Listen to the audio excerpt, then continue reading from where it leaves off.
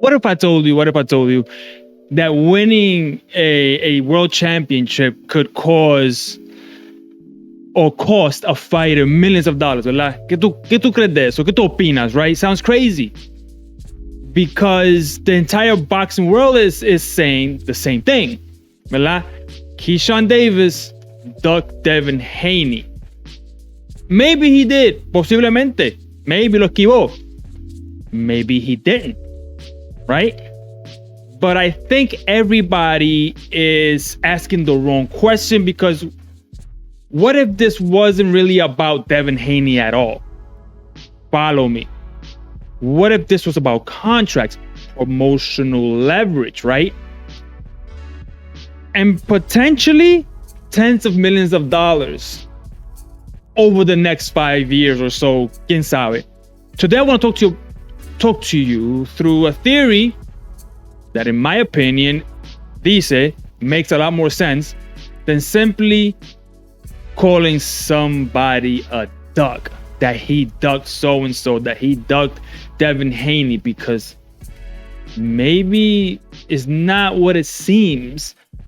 But first, if you're new here, thank you for tuning in and choosing this video. And if you're also subscribed, thank you for the continued support. I really appreciate it. Please like, hype, and share this video. Subscribe, please, because if you look at the numbers, my God, vete mira los números.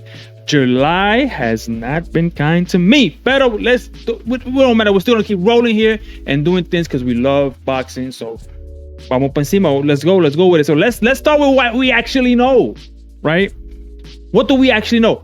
Top Rank won the purse bid for Devin Haney versus Keyshawn Davis, right? We know that, with a bid worth over $8.5 million. Haney was to receive the 75% share against the 25% going to Keyshawn Davis. Keyshawn Davis was still looking at what would have been one of his biggest paydays of his career. Rumors are that he had turned down $3 million before. Okay? Everything appeared to be moving towards one of the biggest fights at welterweight that we've had so far. Then Keyshawn withdrew. He said, no, I withdraw my mandatory. Now, first bid or not, I'm not going with it. Immediately, social media hizo lo que iba a hacer, right? They exploded. Dog this, quack, quack, quack, quack, quack. Scared, he's scared. I don't know. He doesn't want Haney? Or that was the chant? He doesn't want Haney? He never wanted to smoke with Haney. He never wanted to fight Haney. Nunca quiso enfrentarse contra Haney. I don't know because his styles match up well against Haney. So, okay, está bien. You probably seen those comments all over YouTube and X y toda esa jodienda. Instagram, everywhere, ¿verdad? Por todo lado. But here is where I think we need to slow down a little bit. Pregúntate esto. Ask yourself the question. Why would an undefeated fighter in the prime of his career walk away from the biggest opportunity he's ever had? Right? Piénselo bien. Fighters dedicate their entire lives trying to become world champions. They don't usually get to the front door to then de repente decir, suddenly say, no quiero tocar la puerta. I'm afraid it's not going to do. I don't want to go through that door. I don't want to go through there. Keyshawn Davis? Now, that seems a little impossible to me with Keyshawn Davis. But is it impossible? No, of course not. Claro que no. No es imposible. But before we accuse somebody of ducking, we should at least ask whether or not there's another explanation. And this is where something Sean Zittel recently reported completely changed how I look at the situation. In one of his recent videos, Sean Zittel said that he's heard Keyshawn Davis only has 2 fights remaining on his Top Rank contract. Now, this was him that he had heard. He didn't provide any hard, concrete evidence, and nobody confirmed it outside of himself and whatever source told him. Pero, vamos para arriba. He also stated if Keyshawn wins the world title, while under that contract, Top Rank has an automatic extension built into the agreement.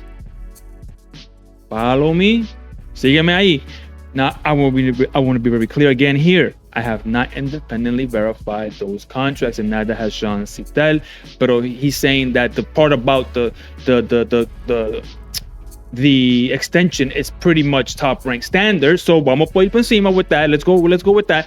I'm telling you what Sean Zittel is reporting, but okay, let's take it with a grain of salt, because if that reporting is accurate, everything changes. ¿Me entienden? ¿Me siguen ahí? Think about the incentives, right? Option number one. Opción número uno. Fight Devin Haney, right? Okay, you fight Devin Haney. You beat Devin Haney. You become world champion. Trigger an automatic contract extension with Top Rank. Stay tied to Top Rank longer under the same contract stipulations you had before. Maybe you have some wiggle room, maybe you don't. Option number two, finish your current contract. Become one of the biggest free agents in boxing. Follow me. Sígueme ahí. Now every promoter in the sport can come calling. Top Rank, Matchroom, maybe PBC gets into the mix of calling you out and trying to sign you. Maybe Riyadh Season wants something to do with you in their events, right? Maybe even Super Boxing. Now, instead of negotiating with one promoter, you're negotiating with everybody, right? You beat the man. You beat Devo Dev. That could mean significantly more money over the next several years. Me siguen. You following the money? You following the strategy? So suddenly, de repentemente, walking away from this fight doesn't necessarily look like someone who is avoiding Devin Haney. It starts looking like someone who's betting on themselves, and this is why I think people are missing the real story. Modern boxing isn't just about inside the ring anymore. It's fought in boardrooms, right? It's fought in contract negotiations. Recuerden, look at what happened with Golden Boy, right? And Virgil Ortiz, right? It's fought over television rights. It's fought over promotional leverage. Sometimes the biggest punch isn't thrown inside the ropes. Recuerden, it's during contract negotiations, and you're only worth what you're worth, what the other one's willing to pay. So we've seen fighters do this before. Terence Crawford eventually left Top Rank. Recuerden, you remember that? Canelo fought to get out promotional agreements. Also with Golden Boy. Many of boxing's biggest stars have chosen long-term freedom over short-term opportunities. Right? That's what I don't think is crazy to at least ask whether Keyshawn Davis is thinking several moves ahead. Now, let's take this one step further. We know Dana White and Super Boxing are aggressively building their roster. Síganme ahí. We know Shakur Stevenson is already connected with Zuffa. We know Zuffa wants stars. Am I saying Keyshawn Davis is definitely going to Zuffa? Absolutely not. No. That's not what I'm saying. No estoy diciendo nada. No. Nobody has confirmed that, pero pon los puntos juntos, right? Connect the dots. If eventually he becomes one of boxing's biggest free agents, do you think Dana White isn't making that phone call? ¿Tú crees que no va a llamar Dana White? Or Dana White lo va a llamar a él? I know I would if I was Dana White. I'd be like, yo, what's up? Ahí estamos. And if that's the case, this story becomes much bigger than Devin Haney. It becomes about the future of boxing. Now, I could be wrong, as anybody else can. And can I be wrong? Yeah, absolutely. Claro que sí que puedo estar equivocado. Right? But I'm taking my best educated guess here. Maybe Keyshawn simply didn't want the fight. Maybe the money wasn't enough. Maybe there are details we don't know yet. That's entirely possible. But I think boxing fans make a mistake when we reduce every complicated situation down to one word. Quack, quack, duck. ¿Verdad? Rápido. Esquivado.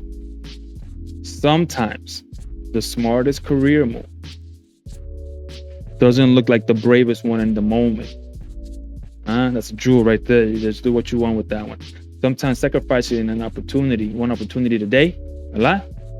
Creating 10 opportunities tomorrow And that's why I think the real story isn't whether Keyshawn Davis ducked Devin Haney. No. The real story is whether Keyshawn Davis just made the biggest business decision of his career. Recuerda que he calls himself the businessman. So let's give him the benefit of the doubt. Let's give him the benefit of the doubt, because remember, he's under the same manager as Shakur Stevenson. Shakur Stevenson and Keyshawn Davis are supposed to be buddy-buddy.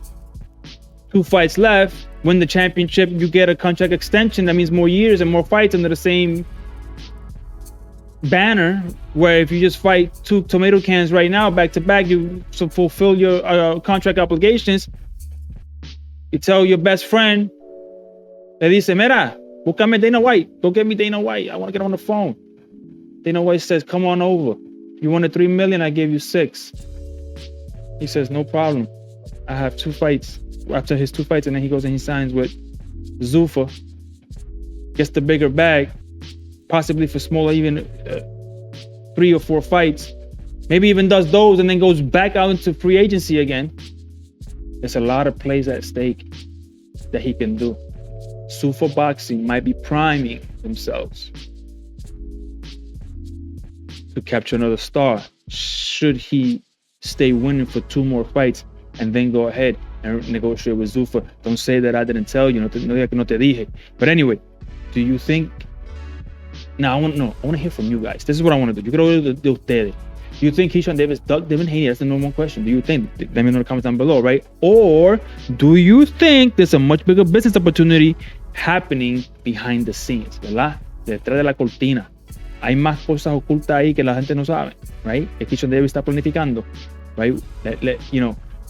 Maybe there is, maybe there isn't, but it's interesting, and it's not outside of the realm of reality. Let me know down in the comments, guys. I hope you enjoyed this type of video, type of boxing analysis, where I just don't talk about what was happening, but why it happened. And make sure you subscribe, man. Hit that subscribe and the bell and the notifications and all that, so you can get all of this stuff, you know, when I upload, because oh my God, I need the help. Right now, this has been Boxing Unwrapped, guys, and I'll see you in the next one. And I'm out. Peace.